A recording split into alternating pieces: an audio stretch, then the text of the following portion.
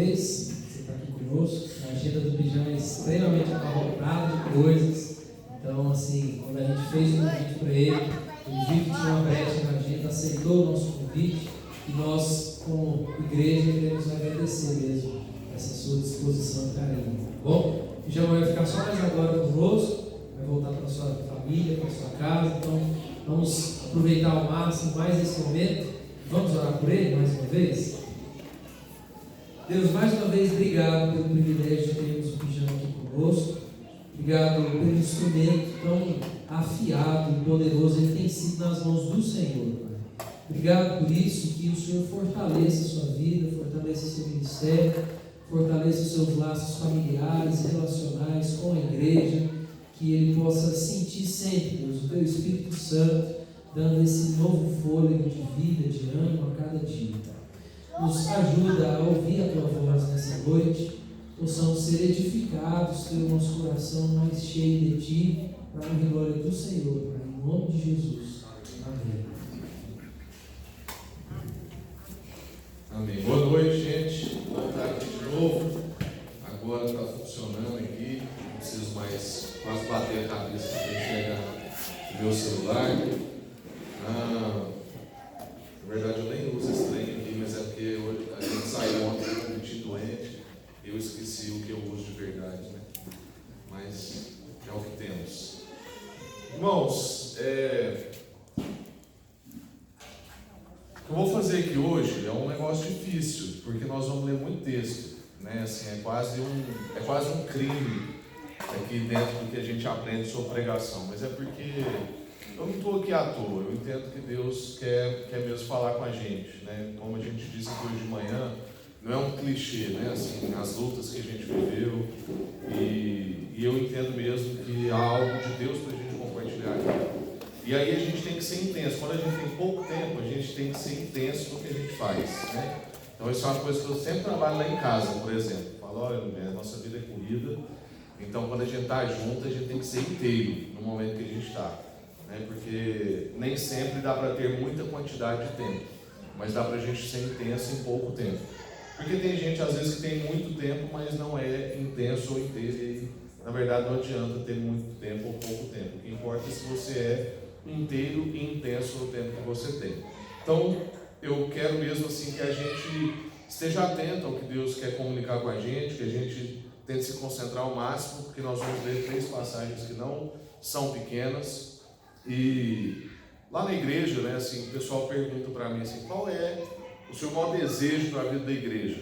E tem alguns anos que é o mesmo, né? Assim, eu sei que é sempre bom às vezes a gente ter um novo desejo, mas o meu desejo, a minha angústia é aquilo que está lá em Gálatas capítulo 4, que é a angústia de Paulo, que é: eu sofro como quem tem dores de parto até ver Cristo sendo formado na vida de vocês, né? E na minha vida. Então eu olho para a minha vida e vejo o quanto eu já caminhei com Jesus e o quanto falta ainda de ver o caráter de Cristo sendo formado em mim. Isso é uma angústia, né? E eu olho para os meus irmãos e vejo o quanto ainda falta do caráter de Cristo sendo formado na vida deles. Então acho que essa é uma meta que toda igreja tinha que ter no ano de planejamento, né? Vamos sentar, fazer o planejamento do ano. Qual é a nossa meta? Ver Cristo sendo formado na vida das pessoas. O que a gente precisa fazer para isso? Aí a gente vai para a parte pragmática, montar os nossos estudos, né? E aqui eu vou ler alguns textos que vão dizer sobre isso. É Jesus na sua forma plena, na sua imagem totalmente restaurada, uma pessoa inteira. Aquilo que Deus sempre sonhou para um ser humano é Jesus, principalmente depois da sua ressurreição, e é o texto que a gente vai ler primeiro. Essa é a pessoa que Deus sonhou que nós fôssemos. E eu não sei se você já pensou sobre isso, mas um dia eu me perguntei a seguinte questão. Eu falei assim, o que eu faria nos meus primeiros atos depois de ressurreto? Se eu fosse a primeira pessoa na história a ressuscitar, a estar num corpo totalmente redimido, qual era a minha agenda? O que eu ia fazer primeiro? Como eu sou mau, não sou igual a Jesus, eu acho que eu ia lá chamar Satanás para uma conversa, ia falar com ele assim, ó, aqueles dias da tentação agora eu vou fazer aqui para você ver, beleza? Aí faz as coisas aparecer, como um pastoreio de um vídeo, né? Faz assim e uma cadeira aparece. É um pastoreio da prosperidade que disse que Jesus fazia cadeira desse jeito. Por isso que Jesus era rico, inclusive. Mas vamos ler 1 Coríntios, no capítulo 15, a gente vai ver aí os encontros da ressurreição, como eu gosto de chamar. São os primeiros encontros de Jesus depois de ressurretos, narrados pelo apóstolo Paulo. 1 Coríntios, capítulo 15, do verso 3 ao verso 8.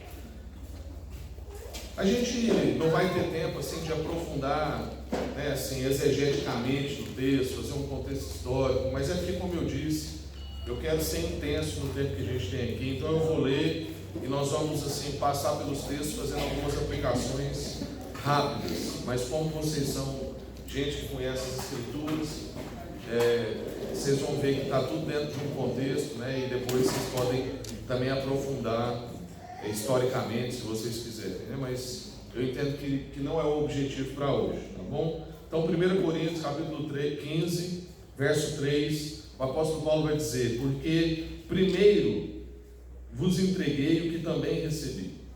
Cristo morreu pelos nossos pecados, segundo as Escrituras. Foi sepultado e ressuscitou no terceiro dia, segundo as Escrituras. Apareceu a Cefas, depois aos 12, depois apareceu a mais de 500 irmãos, de uma só vez. A maior parte deles ainda vive, mas alguns já faleceram. Depois apareceu a Tiago, depois a todos os apóstolos.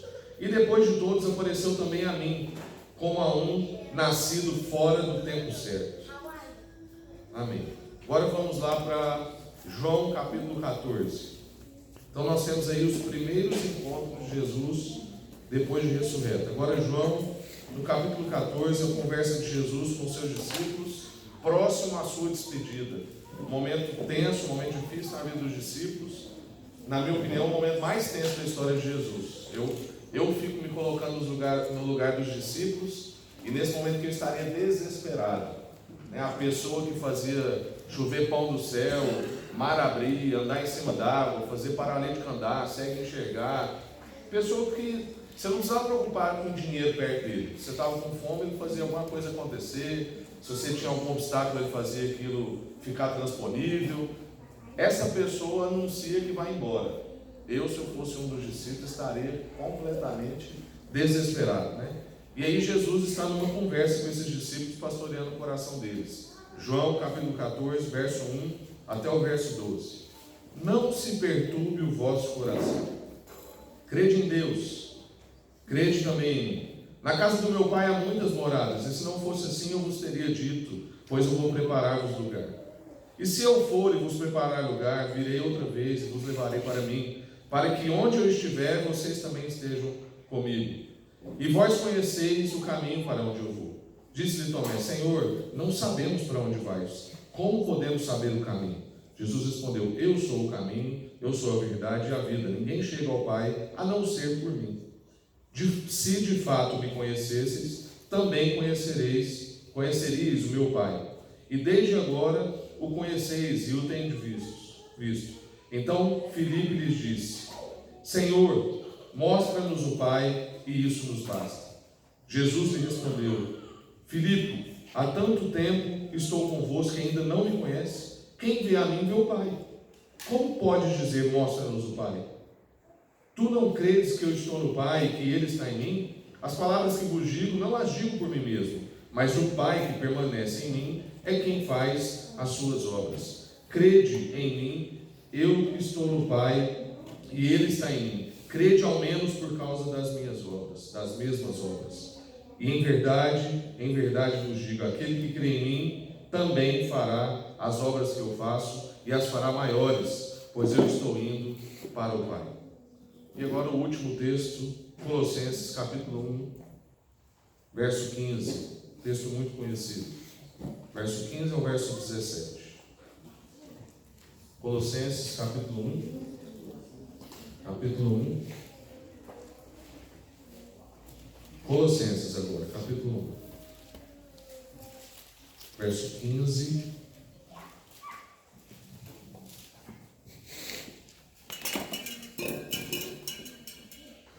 Ele é a imagem do Deus invisível, o primogênito sobre toda a criação. Porque nele foram criadas todas as coisas nos céus e na terra, as visíveis e as invisíveis, sejam tronos, sejam dominações, sejam principados, sejam poderes. Tudo foi criado por Ele e para Ele. Ele existe antes de todas as coisas e nele tudo subsiste. Amém. Graças a Deus. Vamos orar. Senhor, obrigado pela sua palavra mais uma vez. Peço ao Senhor que nós compreendamos o que o Senhor quer comunicar com a gente, nós saímos daqui transformados. Que o Senhor possa mesmo pastorear o nosso coração, como o Senhor Jesus fez com os discípulos, ali nos evangelhos. Que o Senhor possa transformar-nos, ó Deus, também na compreensão, pela compreensão dos encontros de Jesus depois da sua ressurreição, para que a gente possa ser essa pessoa plena, que seja uma imagem visível que revela um Deus invisível. Em nome de Jesus. Amém. Graças a Deus. Irmãos, como a gente disse, Jesus é a revelação perfeita de uma pessoa plena. Jesus é a revelação da pessoa perfeita. Ele é a plenitude de Deus e Ele revela a pessoa completa, a pessoa plena. Nós sabemos, em Efésios capítulo 1, até o capítulo 3, capítulo 4 também vai falar sobre isso, que a igreja é a revelação de Deus. A igreja é a revelação visível de um Deus invisível. Nós, como um povo, como família de Deus, somos a revelação que o povo enxerga do que é o Deus que muitas vezes as pessoas não conseguem enxergar. E Jesus é para nós essa imagem revelada que nós, como igreja, temos que imitá-lo. E aí eu queria que você tirasse da sua cabeça um paradigma de igreja institucional. Porque aqui nós não estamos falando do nome Igreja Presbiteriana, ou Sal da Terra, ou o que for, muito menos daquele prédio que a gente se reúne, ou do culto que a gente frequenta. Nós estamos falando da gente.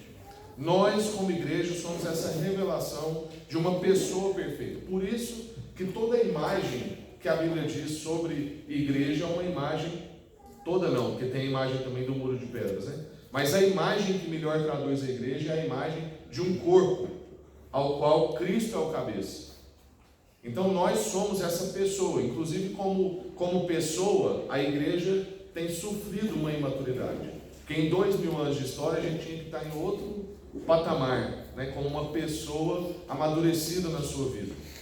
E depois da sua ressurreição, então Jesus tem um objetivo cumprido, ele vai lá e tem uma agenda feita.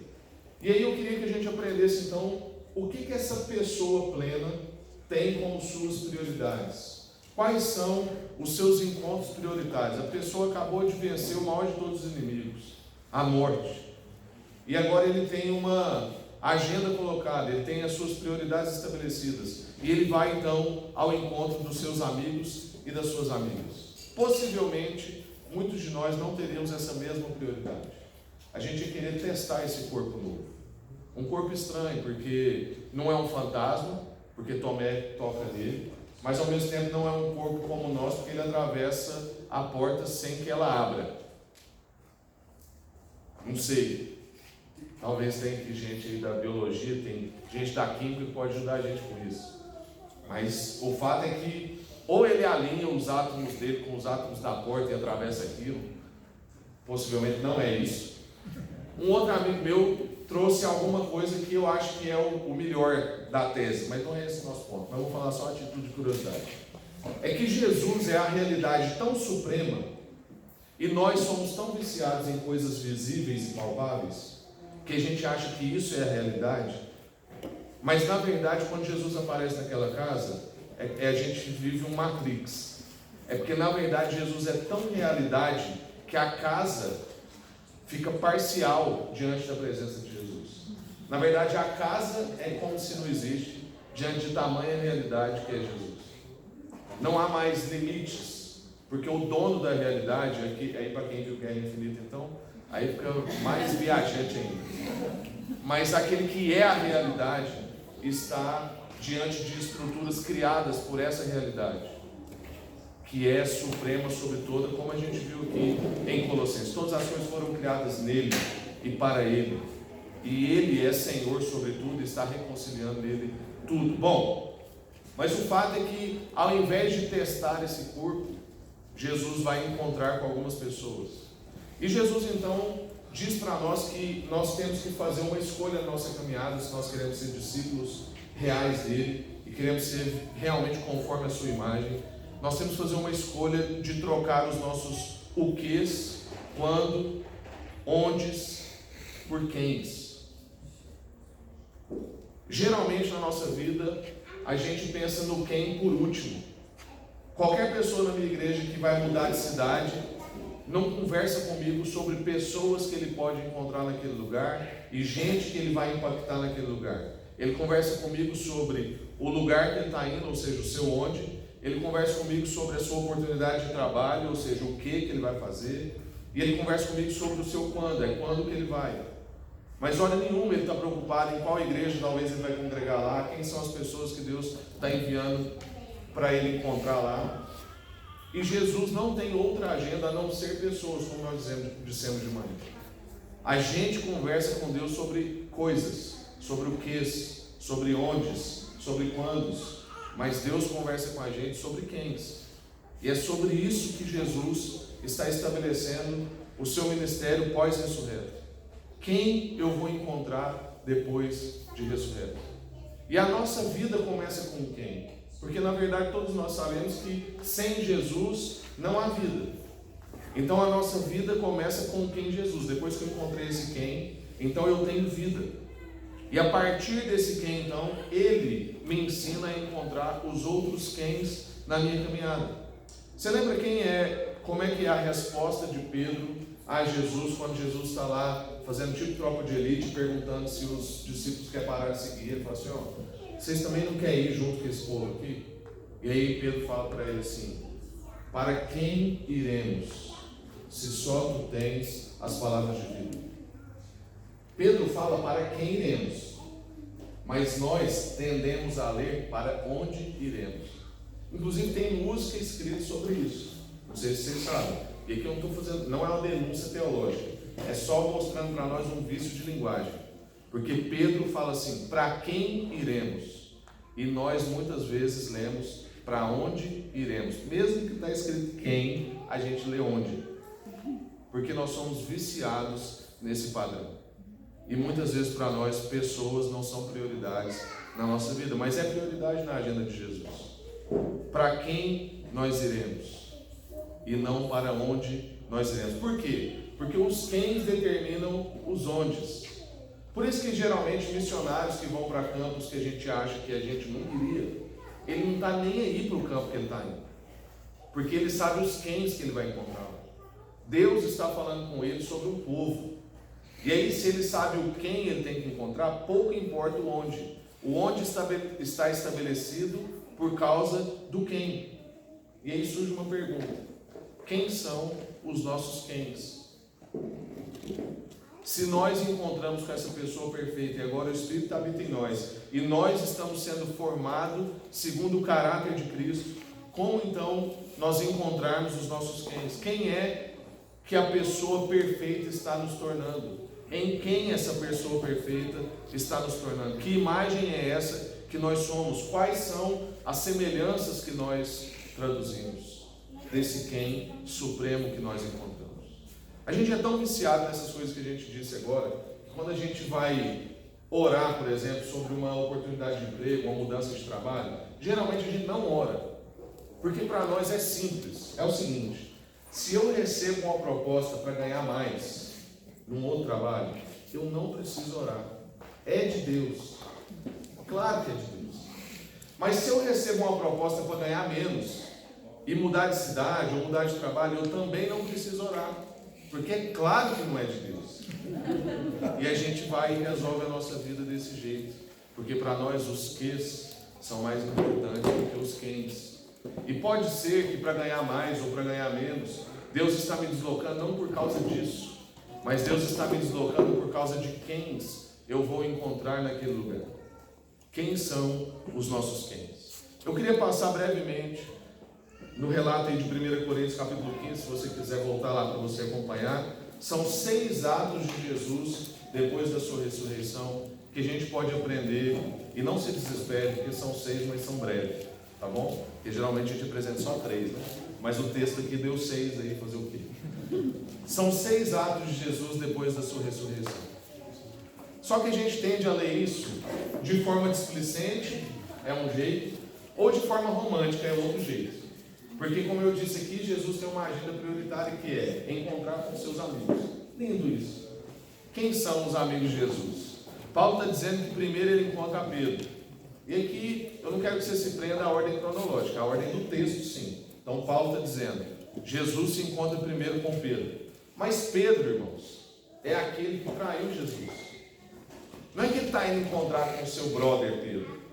Assim, não, vou encontrar com meu amigão Pedro, estava comigo lá, até meu último momento de sofrimento, ficou lá aos pés da cruz, sofreu tudo por mim, cumpriu tudo que falou. Pedro disse que se precisasse morrer por mim, ele morreria.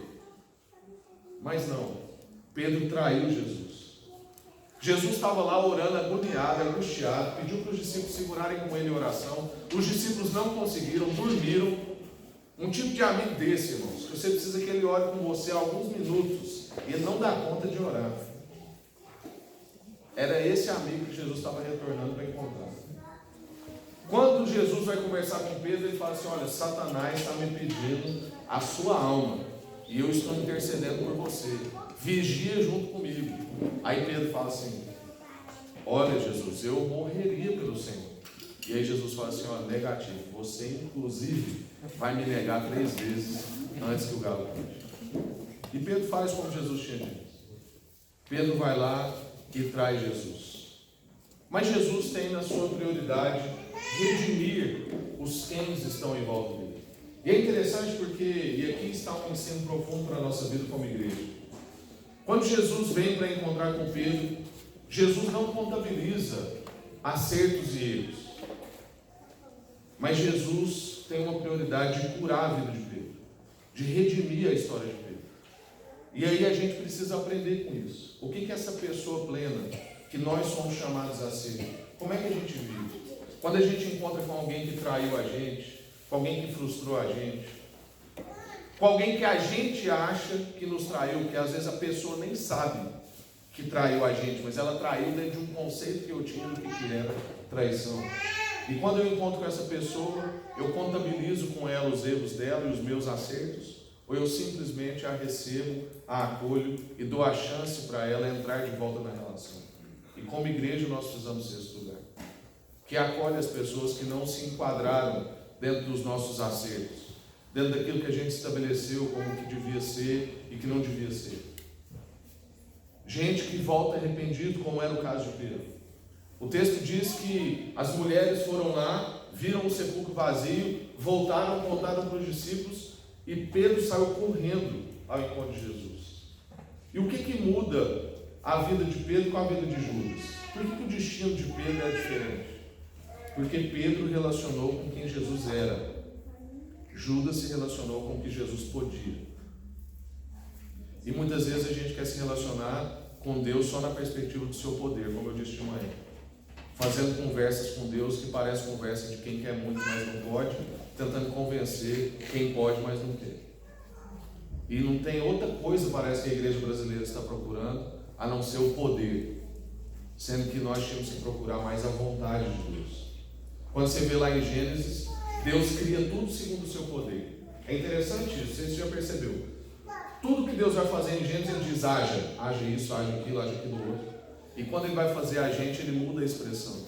E Ele diz, façamos o homem conforme a nossa imagem e semelhança. Ele está expressando uma vontade. A gente não é fruto do poder de Deus. A gente é fruto da vontade de Deus. Como somos frutos da vontade de Deus, não tem algo mais sublime para a gente conhecer do que essa vontade de Deus. E Pedro relacionava com Jesus, sabendo quem Jesus era, e não só o que ele podia fazer. E sabendo quem Jesus era, ele sabia que havia lugar de perdão, havia lugar de restauração.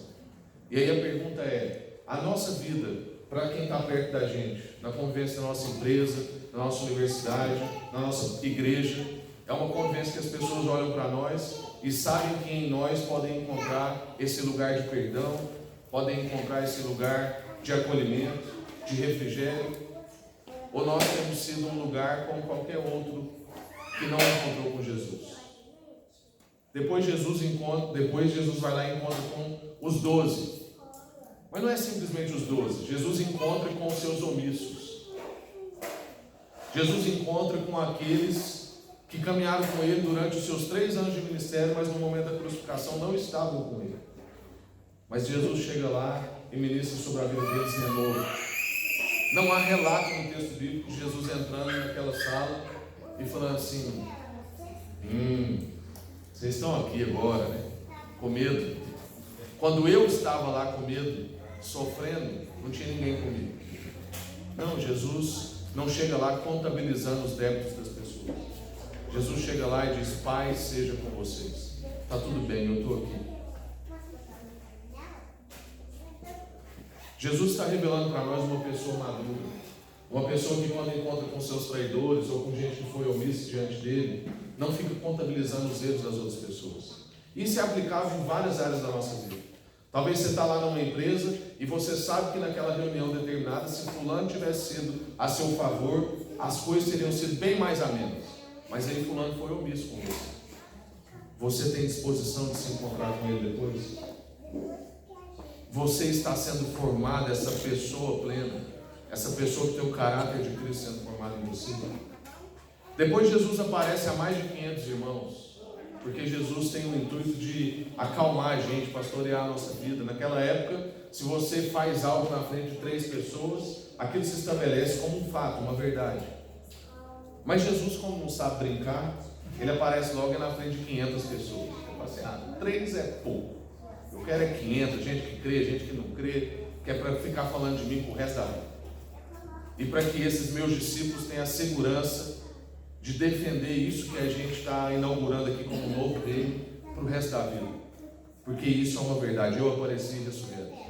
Depois Jesus aparece a Tiago, seu irmão, um incrédulo. Tiago não creu que Jesus era Salvador até esse encontro depois da ressurreição. Um ato de misericórdia com alguém que nunca creu no que ele falava. E Jesus podia muito bem ter chegado lá em Tiago e falado assim: tá vendo, Tiagão? Eu te falei enquanto a gente estava lá fazendo as coisas de carpintaria, construindo aqueles negócios com o papai. Você não creu, mas estou aqui agora. Pega, creia. Um ato de misericórdia. E aí a gente se pergunta, pessoas que estão perto da gente, que convivem com a gente há tantos anos, familiares que ainda não vieram para a igreja, gente que a gente compartilha a nossa fé, ou talvez não é a fé, talvez é outra coisa. Tem gente perto de você que você compartilha um sonho, alguma coisa que Deus colocou no seu coração, e essa pessoa nunca crê. Você vai lá e renova a disposição com ela. Nós estamos sendo formados essas pessoas maduras da caminhada com Jesus. O texto diz que depois do seu 5º ato, Jesus aparece a todos os apóstolos. E aqui refere-se àquela reunião lá em Atos, onde os discípulos estão escondidos, com medo, e Jesus fala para eles assim: tem de ânimo, tenham coragem, o Espírito Santo vai vir sobre a vida de vocês. Gente que tinha abandonado Jesus, e Jesus vai lá encontrar com eles com renovo. Jesus vai lá ministrar na vida deles, ao invés de acusação, Jesus vai ministrar na vida deles um novo tempo, vai ministrar na vida deles coragem e ânimo. E Jesus está nos convocando a fazer isso com pessoas em volta da gente, que muitas vezes também foram omissas com a gente, não caminharam com a gente, estão amedrontadas perto da gente. E a gente ser instrumento de ânimo, de coragem e de renovo na vida delas. E por último, Deus aparece a Paulo. E ele diz como alguém que nasceu fora de tempo. E é interessante isso, porque o que Deus está querendo revelar nesse trecho que o próprio apóstolo Paulo escreve, é que para Deus não há fora de tempo. Para Deus há o tempo de Deus. E é interessante porque na perspectiva do autor, ele está fora de tempo. Porque ele sente que ele podia ter evitado tanta coisa na sua caminhada, como a morte de Estevão. Ele podia ter estudado certo durante muito tempo e não errado como ele estudou. Como eu, na minha história lá do IP, né, que sinto que perdi muito tempo. Mas o que Deus revela na vida dele é: não há fora de tempo, há o meu tempo. E aí isso pastoreia o nosso coração. Porque às vezes nós estamos na caminhada cristã há tanto tempo, E a gente acha que já está até fora de tempo. Já vivemos tantas coisas. Talvez gente perto da gente já deixou de receber perdão, já recebeu a nossa indisposição. Mas aí Deus chega para nós e fala assim: Paulo achava que era fora de tempo, e olha o tanto de coisa que eu fiz através da vida dele. Não há fora de tempo, há um tempo de Deus para a nossa vida. E aí a gente avançando para os outros dois textos que nós lemos, quando a gente observa a fala de Jesus em João 14, nós vamos perceber a mesma ênfase de Jesus de revelar que o nosso onde é um quem. Quando ele está falando assim: olha, eu preciso ir porque eu vou preparar a morada, os discípulos acham que Jesus está falando sobre um lugar, e Jesus freia eles e fala assim: sou eu sou o caminho, eu sou a verdade, eu sou a vida. O lugar que eu estou preparando com vocês não é um lugar simplesmente aquele que a gente pensa nessas estruturas. O lugar é diante da minha presença, o lugar é dentro da Trindade, o lugar é dentro da presença de Deus, o lugar é Jesus. Na verdade, o nosso onde é um quem, é Ele é o caminho, Ele é a morada é estar nele e com Ele. A gente vê uma ênfase então nessa coisa da imagem. Eu sou a imagem, é o que Jesus está dizendo. Mas aí quando a gente volta lá para Gênesis, como a gente disse, nós somos a imagem. E Jesus está aqui refinando esse conceito de imagem em nossa vida. Aqueles discípulos e nós também temos dificuldade de compreender isso, porque nós tendemos a nos perder naquilo que é aparente. O que é aparente chama mais a nossa atenção e pauta mais as nossas decisões do que os aspectos invisíveis. Nós somos iludidos com essas coisas que a gente vê. Parece então que quando a gente tem que escolher entre comportamento e consciência, a gente fica com comportamento. Quando a gente tem que optar entre estereótipos e valores, nós optamos por estereótipos. A gente pode até dizer que não, mas a verdade é que na rotina da nossa vida a gente faz isso todo o tempo. Você está lá numa reunião de igreja, e aí para nós pastores isso é recorrente, principalmente se a gente é muito mesmo da área de humanas e de vez em quando dá uma filosofada. Não é raro alguém falar assim: tudo bem, mas e aí, o que nós vamos fazer? Parece que você está no mundo da lua, porque nós somos viciados naquilo que é comportamento, estereótipo, coisas visíveis. Eu não estou dizendo que isso não é importante, mas na escala de valores de Jesus é menos importante. Jesus está revelando para nós a essência, a consciência e os valores. Como nós vimos em Colossenses, que foi o nosso último texto lido, ele é a imagem invisível do Deus invisível. Mas aí a gente, quando pensa em Jesus como imagem invisível, a gente fica tentando pintar ele. Aí aparece o Jesus loiro, de olho azul. Aí agora para os militantes aparece o Jesus negro, de cabelo crespo. Mas a gente sempre quer enquadrar Jesus numa imagem invisível. Mas a verdade é que Jesus não está revelando essa imagem invisível em termos de comportamentos ou estereótipos. Jesus está revelando essa imagem visível na sua essência, na sua consciência e nos seus valores. Porque a verdade, irmãos, é que Judas teve que dar um beijo em Jesus para diferenciar ele dos outros discípulos. Do tanto que Jesus era igual. Jesus não tinha olho claro. Desculpa se eu te frustrei. Jesus não era, o mais bonitinho da turma. Precisou Judas ir lá e identificar ele. Jesus se confundia no meio da multidão, ele era um comum. Mas Jesus diz ao mesmo tempo que aquele que me vê, vê o Pai. Creiam pelo menos por verem as boas obras, disse lá em João 14 que a gente leu. Mas a verdade é o que Jesus está dizendo a minha vida revela, não é a minha aparência, o meu estereótipo que revela. A minha vida revela, as minhas decisões revelam, as minhas reações revelam, a minha agenda revela. Não é meu estereótipo, mas sim o meu interior. É como é que eu reajo diante de uma circunstância adversa. Tem uma tempestade, o mar vai naufragar o barco. Como eu reajo diante disso? Uma pessoa me traiu, o meu amigo que disse que morreria por mim me traiu. Como eu reajo diante disso? Eu preciso tomar uma decisão. O meu amigo Lázaro morreu, as irmãs dele estão tristes. Como eu tomo essa decisão? Eu preciso ir de um lugar para o outro. Como eu tomo essa decisão? Era assim que Jesus se revelava. O texto de João 4, que tem alguns amigos que dizem que se tivesse que salvar um texto só da Bíblia, salvaria esse, que é Jesus encontrando com a mulher samaritana. Jesus diz que tem necessidade de passar por Samaria. Eu te pergunto, o que Jesus fez em Samaria? Além de encontrar aquela mulher, nada. Qual era a necessidade de Jesus? Encontrar com quem? Era só encontrar com quem? O quem determinou o onde dele. Quando ele diz que ele tem necessidade de passar por Samaria, não era porque ele ia receber uma promoção, não era porque ele ia encontrar uma multidão, é porque ele ia encontrar com a mulher samaritana. E aquilo ia transformar a vida de uma cidade inteira, porque Jesus revelava-se na forma de tomar as suas decisões, como ele reagia às circunstâncias, como ele tinha prioridade das suas agendas.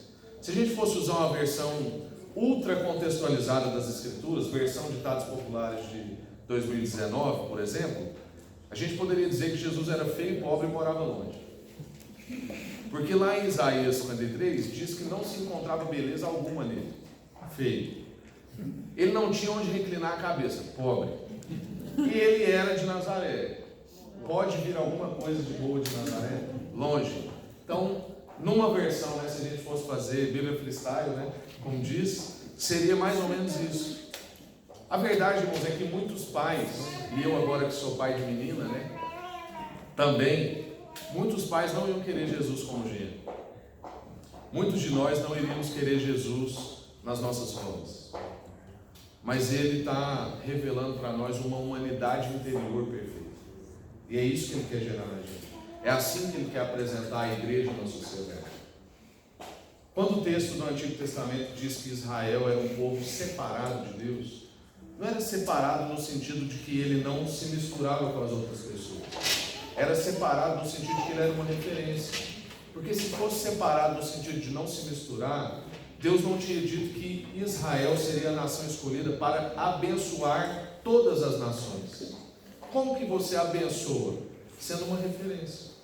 Então a igreja é o chamado de Deus numa sociedade perdida para manter-se como uma referência nessa sociedade. É separado nesse sentido. Para que quando esses experimentos sociais, essas coisas de ideologia de gênero, essas bagunças que a gente está escutando aí na área de educação e tantas outras coisas que a gente sabe, quando isso entrar em colapso, porque isso é experimento social, gente, ninguém viu isso, ninguém sabe o resultado disso, as pessoas vão caminhando, curtindo uma coisa nova, mas quando isso colapsar, para onde as pessoas vão olhar?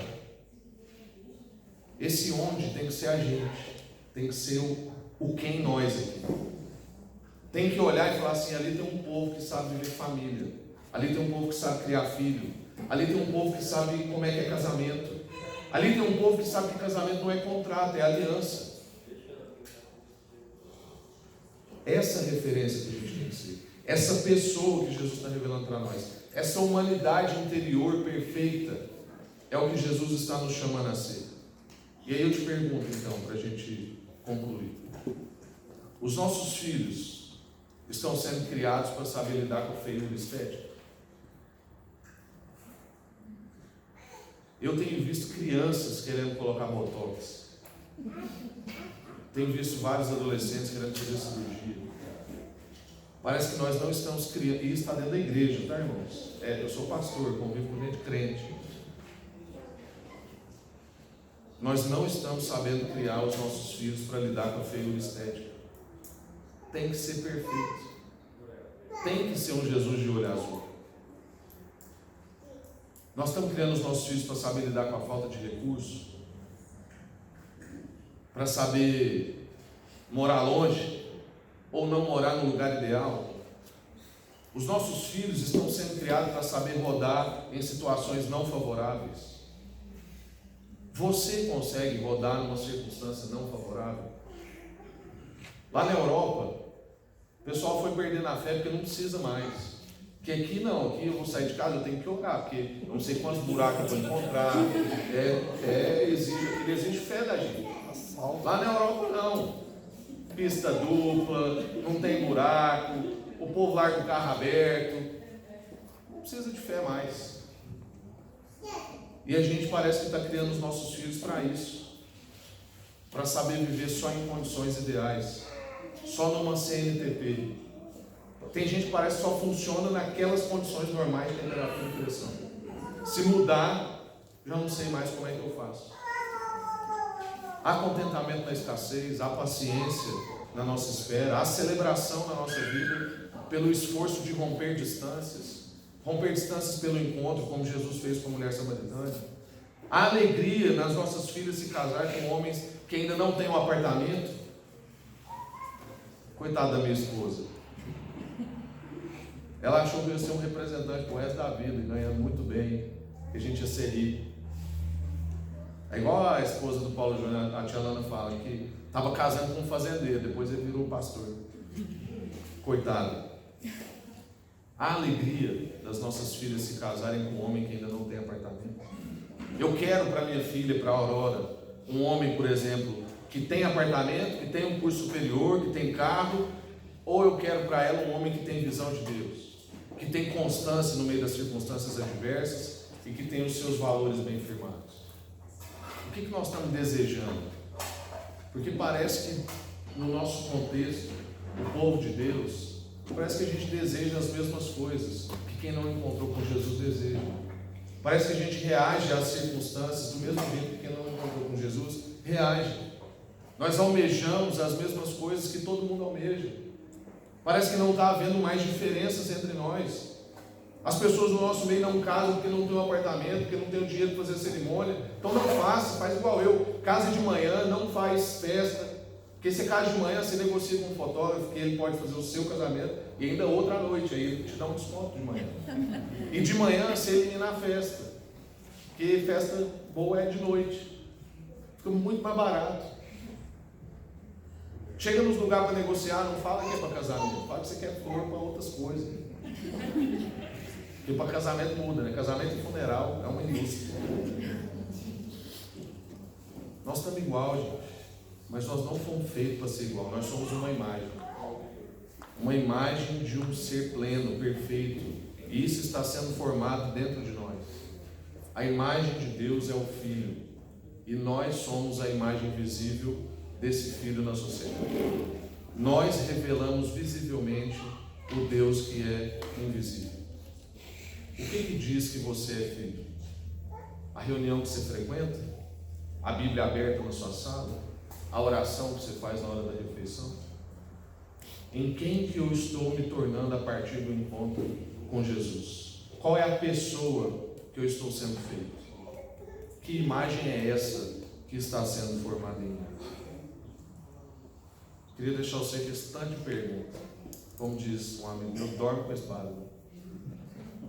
Chupa essa manga aqui. Quero orar com vocês.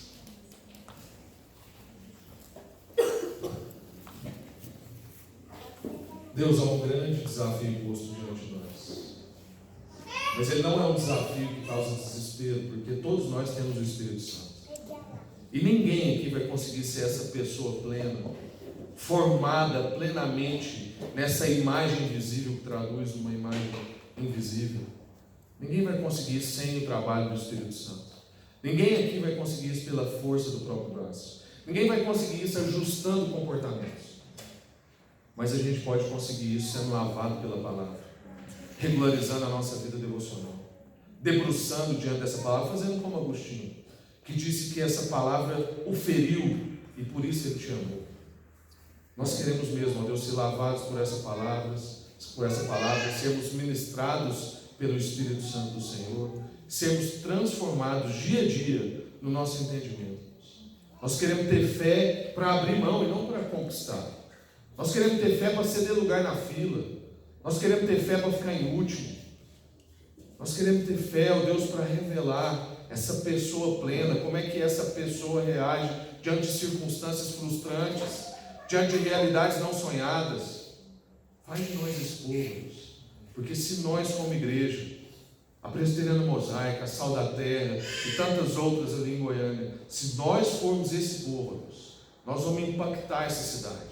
Nós vamos nos manter firmes como uma referência. Isso é um ato de misericórdia, Deus, com a sociedade. Quando esse povo entrar em colapso, eles vão ter para quem olhar. E é por isso que a gente te pede, faz de nós esse povo. Nós queremos ser um povo de referência para as outras pessoas. Não por orgulho, mas porque isso é o que o Senhor nos criou para ser. O Senhor nos fez para ser a imagem visível que revela o Deus invisível. Faz isso com a nossa vida em nome de Jesus. Amém. Graças a Deus. Deus abençoe, irmãos. Muito bom estar com você.